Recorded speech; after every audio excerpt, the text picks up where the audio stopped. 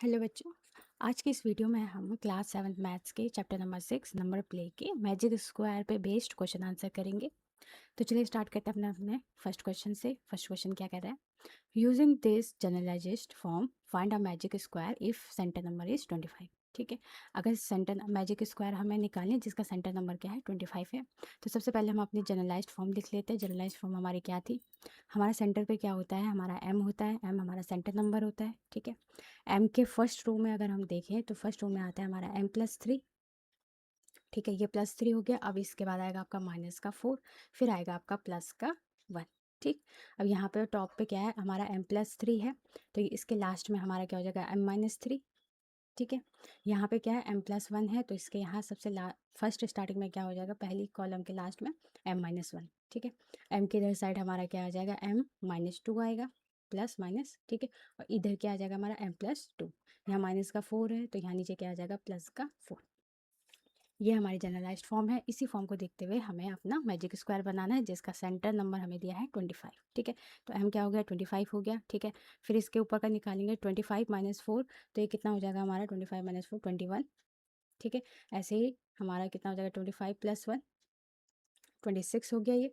ठीक है, फिर हमारा क्या आ जाएगा यहाँ पे? 25 + 3 28, 25 - 2 23, 25 - 1 24, 25 + 4 कितना हो जाएगा? 29, 25 - 3 22, 25 + 2 ये कितना हो जाएगा?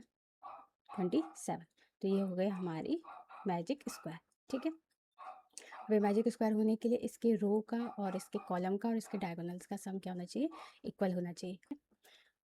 सेकंड क्वेश्चन हम आते हैं। सेकंड क्वेश्चन क्या कह रहा है? What is expression obtain by adding the 3 terms of any row, column और डायगोनल। ये कह रहा है कि जो इससे पहले वाला क्वेश्चन हमने किया है, हमें ये बताना है कि जब हम अपनी किसी भी जो है रो को या कोई भी कॉलम के या फिर डायगोनल्स को जब हम ऐड कर रहे हैं तो उसमें हमारी क्या एक्सप्रेशन बन रही है। ठीक है, तो पहले हम यहाँ पे ऐड कर ही लेते हैं। 28 + 21 + 26 हमारा कितना आता है? 6 और 1 7, 7 और 8 कितना हो जाएगा? 15, 15 का गया 5 कर गया 1 2 2 जा 4, 4 और 2 6 और 1 7। ठीक है, तो रो वाइज कितना आ रहा है? 75 आ रहा है, और कॉलम वाइज भी ये क्या आ रहा होगा? 75 ही आ रहा होगा। डायगोनल वाइज भी क्या आएगा? हमारा 75 ही आएगा। ठीक है, अब वो कह रहा है कि आपको जो है ये बताना है कि ये जो 75 है, ठीक है, हमारा ऐड करके जो 75 है इसके एक्सप्रेशन क्या हो सकती है। ठीक है, अब अगर हम यहाँ पे देखें अपने जनरलाइज्ड फॉर्म को देखें तो जनरलाइज्ड फॉर्म में सेंटर नंबर हमारा क्या होता है? m होता है। ठीक है, अब इस m का, ठीक है, m जो है हमारा कितना था? यहाँ पे 25 था। ठीक है, इस 25 और इस 17 में हमें देखना है कि क्या कोई ऐसा रिलेशन है, क्या हम 25 में कुछ ऐसा कर सकते हैं कि हमारा जो आंसर है वो क्या आ जाए? 75 आ जाए। तो इसकी एक्सप्रेशन सिंपल कैसे बनेगी? यहाँ पे हम लिख लेंगे एक्सप्रेशन इक्वल टू क्या हो जाएगा? अगर हम 25 को, ठीक है, 3 से मल्टीप्लाई करते हैं तो हमारा कितना आ रहा है? 75 आ रहा है। ठीक है, तो यानी कि 25 को हमने क्या लिखा था? m लिखा था, 3 तो 3 रहेगा, तो यानी हमारी एक्सप्रेशन क्या बन गई? 3m बन गई। ऐसे ही हमने जब जनरलाइज फॉर्म पढ़ा था अपना, उसमें हमारा सेंटर नंबर क्या था? m था। ठीक है, और टोटल सम जो था रो वाइज डायगोनल वाइज वो हमारा कितना आ रहा था? 15 आ रहा था। ठीक है, और इसमें भी अगर हम देखें और हमारा सेंटर नंबर हो सकते कि अगर रो और कॉलम और डायगोनल से 15 आता है तो m की वैल्यू हमारी कितनी आती है? 5 आती है। ठीक है, तो 5 में ऐसा क्या करें कि 15 आ जाए, तो सिंपल हम 5 को जो है वो 3 से इंटू करेंगे, तो 5 3 जा कितना हो गया? 15।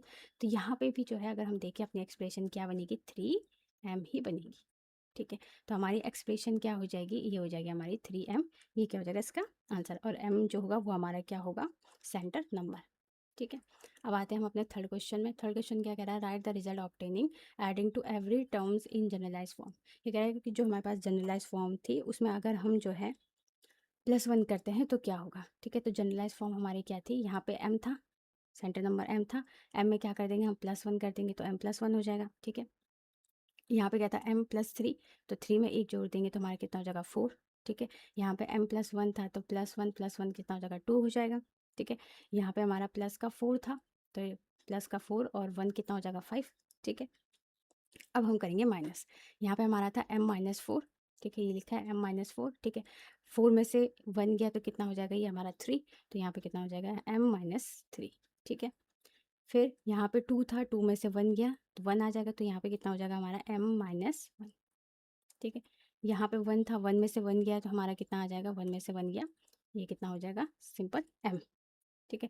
तो यहाँ पे कितना हो जाएगा हमारा, अगर हम यहाँ पे देखें, यहाँ पे था -3, तो यहाँ पे कितना हो जाएगा हमारा -2, और ये कितना हो जाएगा हमारा, यहाँ पे कितना था +2, तो यहाँ पे कितना हो जाएगा हमारा +3, ठीक है। तो ये हो गया हमारी आज एडिंग 1 नंबर, एडिंग टू, यहाँ पे 1 था, sorry, adding 1 to every terms in generalise form. अगर हम 1 को ऐड करते हैं तो फिर क्या होगा, तो ये रहा इसका आंसर, ठीक है। सेकंड है doubling every terms in generalise form. अगर हम डबल करते हैं तो जनरलाइज फॉर्म में, अगर हम डबल करेंगे तो सेंटर नंबर हमारा कितना हो जाएगा, 2m हो जाएगा। यहाँ पे कितना था हमारा, यहाँ पे था m+3 था, ठीक है। इसको अगर डबल करेंगे तो ये कितना हो जाएगा, 2m + 2 3 जा 6, तो ये कितना हो जाएगा 2m + 6, यानी 2 की मल्टीप्लाई हमें हर एक टर्म से करनी है।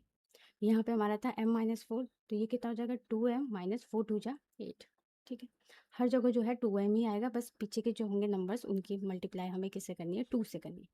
यहाँ पे हमारा जो था प्लस का 1 था, तो यहाँ पे सिंपल हमारा क्या हो जाएगा, प्लस का 2 हो जाएगा।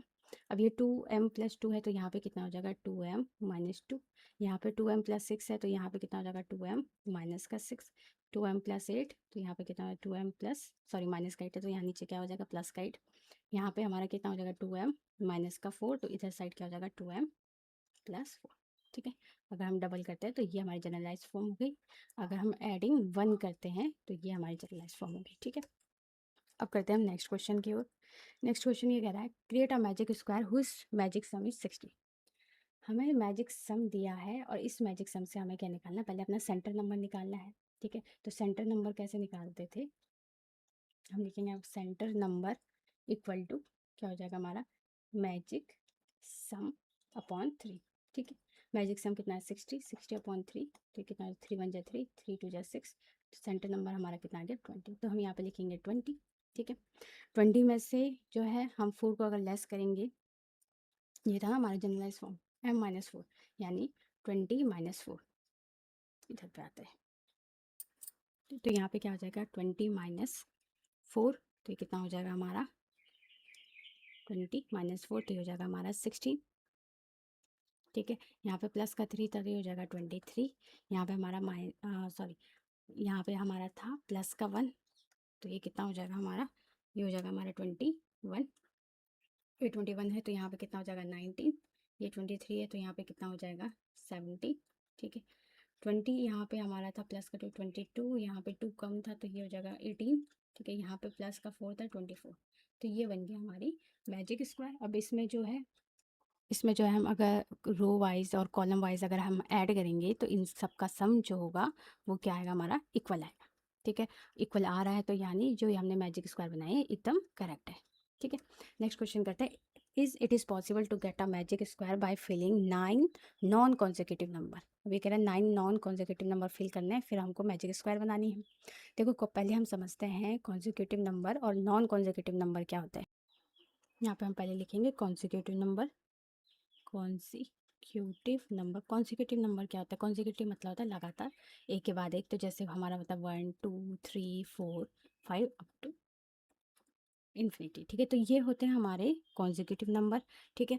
नॉन कॉन्जिक्यूटिव क्या होगा, नॉन कॉन्जिक्यूटिव का मतलब होगा जो एक के बाद एक नहीं आ रहे, consecutive number. Non consecutive number क्या होंगे, जिनमें जो है 1 1 का गैप नहीं होगा, तो नॉन कॉन्जिक्यूटिव नंबर हम जो है और क्या लिख सकते हैं, हम ऐसे लिख सकते हैं 2 4 6 8 10, ठीक है। अगर हमें 9 लिखने हैं तो ये वाली सीरीज होगी हमारी नॉन कॉन्जिक्यूटिव नंबर। हम 3 का भी लिख सकते हैं, 3 6 9, ये भी हमारी क्या होगी नॉन कॉन्जिक्यूटिव नंबर। तो हम सबसे 2 वाली ही टेबल ले लेते हैं, ठीक है।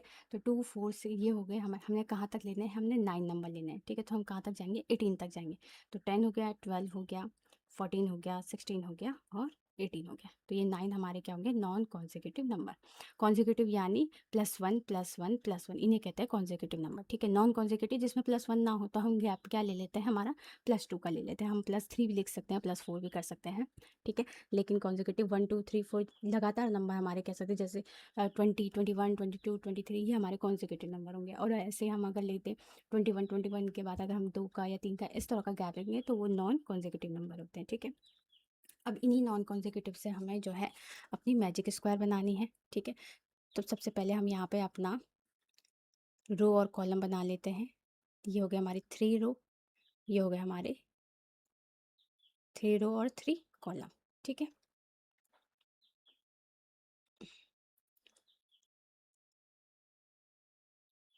ये बन गए हमारे 3 रो और 3 कॉलम, ठीक है। सबसे पहले हम इसमें जो है अपना सेंटर नंबर निकालते हैं। तो सेंटर नंबर क्या होगा हमारा, अगर हम यहाँ देखें 1 2 3 4, यहाँ से 4 ले लेते हैं और यहाँ से 1 2 3 4, 4 यहाँ से ले लेते हैं। तो बीच में हमारे क्या नंबर आ रहा है, बीच में हमारा 10 आ रहा है।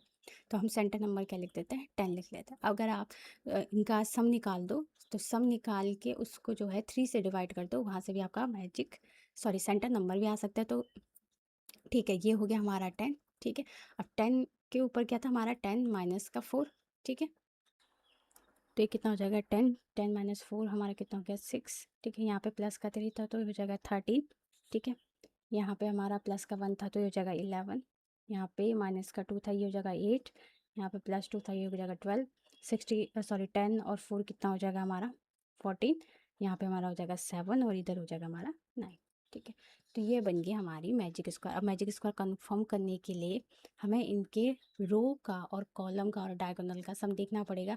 रो का, कॉलम का और डायगोनल का सम अगर जो है इक्वल आ रहा है तो यानी ये हमारी मैजिक स्क्वायर बन रही है, ठीक है।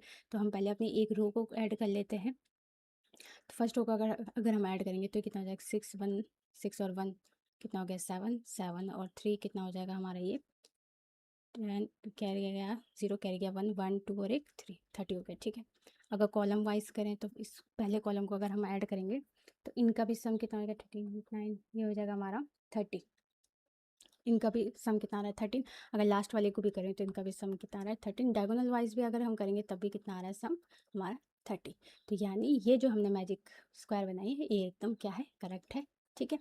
क्यों, क्योंकि इनका जो सब का सम जो है वो हमारा क्या आ रहा है, इक्वल आ रहा है, ठीक है। अब यहाँ से आप जो है हमारा मैजिक सम कितना आया, 30 आया। तो सेंटर नंबर भी चेक कर सकते हैं कि 10 है कि नहीं। तो 30 डिवाइडेड बाई 3 यानी 10, तो वो भी हमारा सही है, ठीक है। तो इसका आंसर हम क्या लिख लेंगे, इसका हम आंसर लिख लेंगे यस इट इज़ पॉसिबल, ठीक है। अब हम करते हैं अपना एक और क्वेश्चन। क्वेश्चन क्या है, how many different magic square can be made using 1 to 9। 1 से लेकर 9 तक अगर हम नंबर लेते हैं तो हमारे कितने डिफरेंट मैजिक स्क्वायर बनेंगे। तो अगर हम जनरलाइज फॉर्म की बात करें, अगर हम फंडामेंटल की बात करें अपना, तो फंडामेंटल के हिसाब से हमारा सिर्फ और सिर्फ कितने हम मैजिक स्क्वायर बना सकते हैं, सिर्फ और सिर्फ 1 मैजिक स्क्वायर बना सकते हैं, ठीक है। लेकिन अगर हम इसी मैजिक स्क्वायर को रोटेट करें, जैसे यहाँ पे हमारा था प्लस का 3 m-2 m-1, ठीक है। ये हमारा क्या था, कॉलम वाइज था। इसको अगर हम रोटेट करें इस तरह से, m+3 m-2 m-1, इस तरह से, ठीक है। सेंटर में तो m ही रहेगा।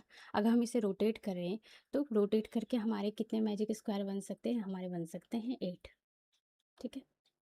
ये हो गया, इसके 2 आंसर हो जाएंगे। अगर हमसे फंडामेंटल पूछे, जनरलाइज्ड फॉर्म के उसमें पूछे, तो हमारा आंसर क्या हो जाएगा, 1 हो जाएगा। अगर हम इसी मैजिक स्क्वायर को रोटेट करें, रिफ्लेक्ट करें, तो हमारा आंसर कितना होगा, 8 होगा। तो ये आपके बुक के थे मैजिक स्क्वायर पे बेस्ड क्वेश्चन आंसर, ठीक है। आई होप आपको ये सारे क्वेश्चन समझ में आए होंगे, ठीक है। अब जो नेक्स्ट वीडियो आएगी वो आएगी हमारी इस चैप्टर के लास्ट एक्सरसाइज की, ठीक है।